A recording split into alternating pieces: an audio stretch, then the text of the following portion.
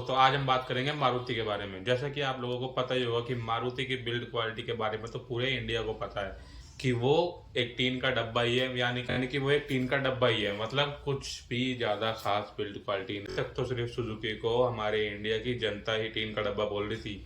मगर मारुति सुजुकी के chief technology officer CV Raman ने ये बात खुद कहा है कि वो अपनी गाड़ी के इंजन तक में प्लास्टिक का इस्तेमाल कर रहे हैं। समझ रहे हो उसका मतलब? बिल्ड क्वालिटी कहाँ से आएगी जब गाड़ी के अंदर आधे से ज्यादा चीजों में प्लास्टिक इस्तेमाल हो रही है। ऑटो कार इंडिया से बात करते हुए सीवी रमन जी ने बोला था कि अब मारुति सुजुकी अपने हाईटेक प्लेटफॉर्म की वजह से अपनी कार्स के अंदर आधे से ज्यादा प्लास्टिक का इस्तेमाल कर रही है। सीवी रमन जी ने बताया कि जो 2005 की स्विफ्ट थी उसके मुकाबले जो आज हमारी 2025 मॉडल जनरेशन की नई वाली स्विफ्ट है वो 125 किलोग्राम हल्की है।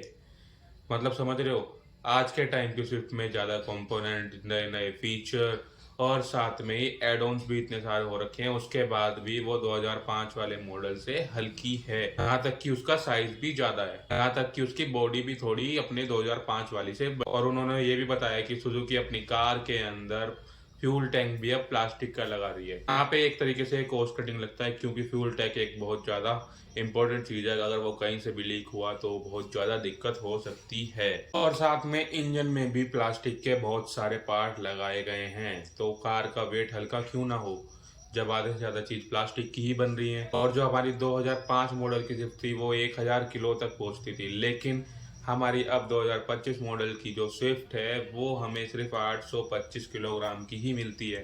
समझ रहे हो ना बिल्ड क्वालिटी कहाँ गिर रही है। और स्विफ्ट के मुकाबले बाकी सारी कार्स के अंदर अभी प्लास्टिक पार्ट्स का इस्तेमाल कम हो रहा है, इसलिए टाटा या अपनी होंडा की जितनी भी कारें हैं उनका वेट इस